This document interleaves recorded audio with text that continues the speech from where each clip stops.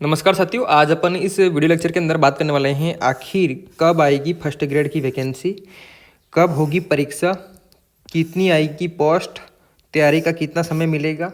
और साथ ही मैं आपको कहना चाह रहा हूं कि फर्स्ट ग्रेड की जो वैकेंसी है 8,000 से 10,000 की पोस्ट पर आएगी। तो आपके दिमाग में आ रहा होगा कि कोई तो बता रहा है 4,000 आएगी, कोई 2,000, कोई 6,000, कोई 8,000, कोई 10,000।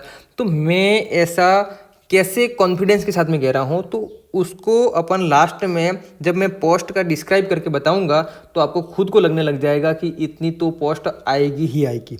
तो अपन बात करते हैं आखिर में कि फर्स्ट ग्रेड की वैकेंसी को लेकर पर डे न्यूज़पेपर के अंदर जो कटिंग आ रही है, न्यूज़ के अंदर जो बातें हो रही हैं, वो मैं आपको बताना चाह रहा हूँ। यहाँ पर देखिएगा, तो यहाँ पर आप देखेंगे कि पाली भास्कर न्यूज़ के अंदर 11 फरवरी 2024 की न्यूज़ है, जहां पर आपको बताया गया है कि रिक्तियाँ मतलब फर्स्ट ग्रेड के अंदर जो रिक्त पद हैं उसकी बात की गई है। क्रमोन्नत 6,000 स्कूलों में 18,000 व्याख्याताओं के पद स्वीकृत होते हैं, तो 39,000 पद रिक्त हो जाएंगे। प्रदेश के 55,081 व्याख्याताओं में से 21,120 पद रिक्त हैं। फिलहाल इतने रिक्त हैं और 6,000 जो क्रमोन्नत हुई हैं उसके पद स्वीकृत होते हैं, तो 18,000 ये और रिक्त हो जाएंगे।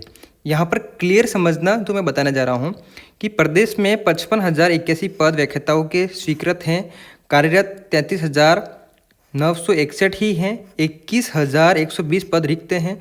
दूसरी ओर 2 साल में क्रमोन्नत 6,000 स्कूलों में 18,000 पद स्वीकृत होने हैं। ये स्वीकृत होते हैं तो प्रदेश में व्याख्याताओं के 39,000 पद रिक्त हो जाएंगे।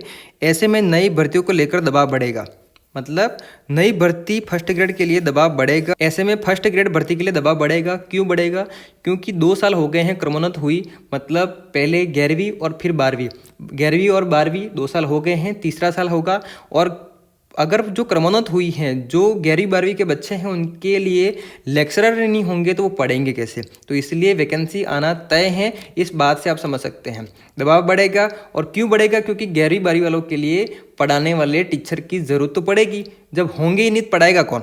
वर्तमान में 6,000 पदों पर नई भर्ती प्रक्रियाधीन है। आपको पता है कि 6,000 की जो वैकेंसी आई थी उसमें कुछ की ज्वाइनिंग बाकी है, बाकी लगभग मिल चुकी है। इसके बाद भी व्याख्याताओं के पदों को भरना बड़ी चुनौती होगी। प्रदेश में मार्च 2022 में 4,000 माध्यमिक विद्यालयों को उच्च माध्यमिक में क्रमोन्नत किया था। उसके बाद अलग अलग आदेशों पर तकरीबन 2,000 उच्च प्राथमिक विद्यालय सीधे उच्च माध्यमिक में क्रमोन्नत किए। उससे पहले 2021 में भी 240 विद्यालयों को उच्च माध्यमिक में क्रमोन्नत किए। उनमें अभी तक प्रति स्कूल एक एक व्याख्याता पद ही स्वीकृत हैं। कुल 6,000 स्कूलों को क्रमोन्नत किया जा चुका है। हर पंचायत में स्कूल क्रमोन्नत करने का निर्णय किया था। सरकार ने कम से कम एक उच्च माध्यमिक विद्यालय उपलब्ध करवाने के उद्देश्य से वहां पहले से चल रहे राजकीय माध्यमिक विद्यालय को उच्च माध्यमिक विद्यालय तथा राजकीय उच्च प्राथमिक विद्यालय को माध्यमिक विद्यालय में क्रमोन्नत किया। 2022-23 में सभी माध्यमिक विद्यालयों को उच्च माध्यमिक विद्यालय में क्रमोन्नत किया था।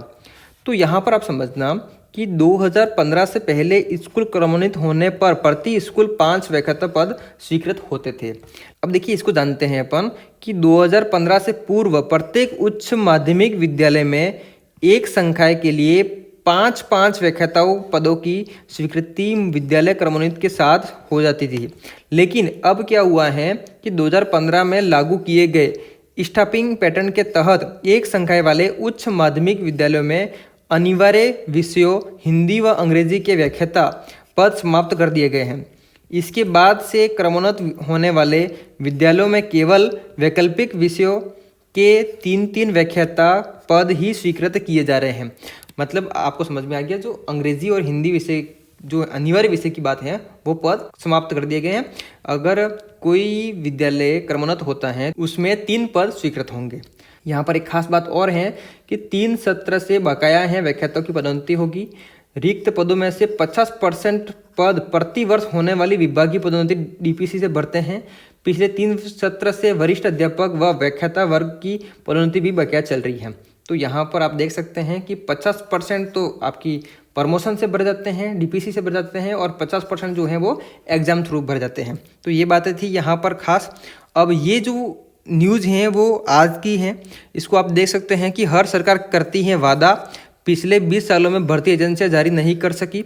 भर्तियों का कैलेंडर जारी हो तो प्रदेश के 50 लाख बेरोजगारों को मिलेगी बड़ी राहत, क्योंकि भर्ती का कैलेंडर जारी होगा तब ही पता लगेगा कि कब फॉर्म निकलेंगे, कब एग्ज़ाम होगा और कब ज्वाइनिंग मिलेगी। बाकी हर साल आप देखते हैं जैसे बजट आता है घोषणाएं होती हैं, लेकिन वो घोषणाएं सिर्फ घोषणाएं रह जाती हैं। इसीलिए यहाँ पर कहा गया है कि सरकार भर्तियों की घोषणा करती है, कोरी घोषणा से क्या होता है, कैलेंडर भी तो जारी हो। बात क्लियर है कि घोषणा करने से क्या होता है, उसका कैलेंडर जारी हो, विज्ञप्ति जारी हो, फॉर्म भरे जाएं, तब जो आपने घोषणा करी है उसका महत्व रहेगा। यहाँ पर जो बताया गया है, अगर उसको मैं शॉर्टकट में बताऊं तो ये कहा गया है कि सरकार ने 70,000 पदों के भर्तियों का जो ऐलान किया है, तो ऐलान करने से कुछ भी नहीं होने वाला है। आपको करना है तो कैलेंडर जारी करिए ताकि युवाओं को फायदा हो और वो बेहतरीन तैयारी कर सकें, क्योंकि बाद में विवाद उत्पन्न होते हैं कि परीक्षा तिथि टकरा रही है और तैयारी का समय नहीं मिल पा रहा है। तो ये सभी जो दिक्कतें हैं वो दूर हो जाएगी जब कैलेंडर जारी होगा। और अगर कैलेंडर जारी होता है तो इन भर्तियों की बड़ी उम्मीद है बेरोजगारों को। शिक्षा विभाग की बात करते हैं तो प्रथम श्रेणी व्याख्याता मतलब फर्स्ट ग्रेड, वरिष्ठ अध्यापक सेकंड ग्रेड, तृतीय श्रेणी शिक्षक मतलब थर्ड ग्रेड और कंप्यूटर अनुदेश भर्ती ये शिक्षा विभाग के अंदर आएगी और बहुत जल्द आएगी। और बात करते हैं चिकित्सा विभाग की, लेकिन उसकी बात अपन यही करेंगे। अपनी बात यहाँ पे हो रही है सिर्फ शिक्षा विभाग की। अब थोड़ा सा अपन व्याख्याता रिक्त पद का विश्लेषण कर लेते हैं। जो अपन ने पढ़ा है उसके आधार पर व्याख्याता रिक्त पद का विश्लेषण अपन करें तो वर्तमान जो स्वीकृत पद हैं वो कितने हैं, 55,081 हैं। उसमें से जो कार्यरत हैं वो 33,961 हैं। रिक्त पद कितने हैं, 21,120। और नव क्रमोन्नत जो विद्यालय हैं वो कितने हैं, 6,000 हैं। प्रत्येक में अगर 3 पोस्ट क्रिएट की जाए तो 18,000 पद ये और स्वीकृत हो जाएंगे। और एक संख्या में अनिवार्य विषय का पद खत्म कर दिया है, अंग्रेजी और हिंदी का, जिसके कारण एक संख्या अगर खुलता है तो उसमें 5 की जगह अब 3 पद स्वीकृत होते हैं। तो टोटल कितने हुए हैं, 18,000। तो स्वीकृत जो बाकी हैं वो कितने हैं, 18,000। अगर कुल पद देखा जाए तो 21,000 और 18,000 कितने हो जाएंगे, 39,000 समथिंग, जिसमें 6,000 अगर प्रक्रियाधीन जो भर्ती हैं वो इसके अंदर ही इंक्लूड की जाए तो लगभग मान के चले अपन कि 32,000 पद खाली होंगे। अगर 32,000 के अगर मैं आधे करता हूँ तो आधे तो बढ़ जाएंगे प्रमोशन से, डीपीसी से, और आधे होंगे एग्जाम के थ्रू। अब एग्जाम के थ्रू जो होने वाले हैं वो कितने हैं, 16,000। क्योंकि अपने को भी पता है कि 16,000 एक साथ में तो भरेंगे नहीं, क्योंकि इनको तो भी पद खाली चाहिए ना। जब सरकार वापस जाएगी तब तो एग्ज़ाम और करवाएगी, अगर अपन उम्मीद लगाते हैं, क्योंकि हर बार जब सरकार जाती है उससे पहले वैकेंसी निकालती हैं, एक आएगी तब एक जाएगी तब।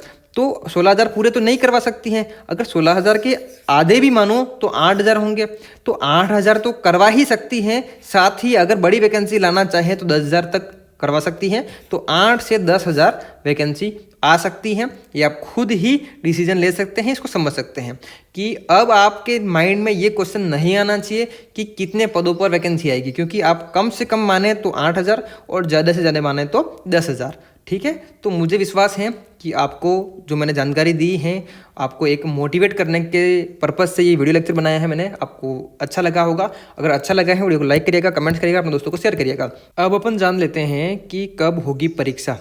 तो देखिए साथियों कि आपको पता है कि संस्कृत डिपार्टमेंट के अंदर जो first grade second grade I है उसमें सेकंड ग्रेड का जो एग्ज़ाम है लास्ट दिसंबर में बताया गया है 2024 के अंदर। तो इससे पहले अगर स्पेस खाली होता है, एग्ज़ाम कराने की पॉसिबिलिटी होती तो वो करवा लेते। अगर नहीं है तब जाके ही दिसंबर लास्ट में उसका एग्ज़ाम हो रहा है। तो अभी जो सामान्य शिक्षा विभाग की जो फर्स्ट ग्रेड सेकंड ग्रेड आएगी तो उसकी जो एग्ज़ाम की पॉसिबिलिटी है वो जनवरी फरवरी में ही है। तो मेरा ये अनुमान है, इसके अकॉर्डिंग कम से कम आपके पास में 11 से 12 महीने हैं तैयारी करने के लिए। और आप अगर ईमानदारी से देखें तो इतना समय तो आपको तैयारी करने के लिए चाहिए ही चाहिए, तभी जाके आपके 100% सिलेक्शन वाली तैयारी हो सकती है। अगर इसके अलावा आपके कोई डाउट हैं तो आप कमेंट्स में ज़रूर बताइएगा मुझे, ताकि अपन उस पर डिस्कस करेंगे। और भी मेरे से कोई हेल्प चाहिए तो आप मुझे कमेंट्स में बता सकते हैं। तो मिलते हैं बहुत जल्द नए वीडियो लेक्चर के साथ में, तब तक जय हिंद, वंदे मातरम।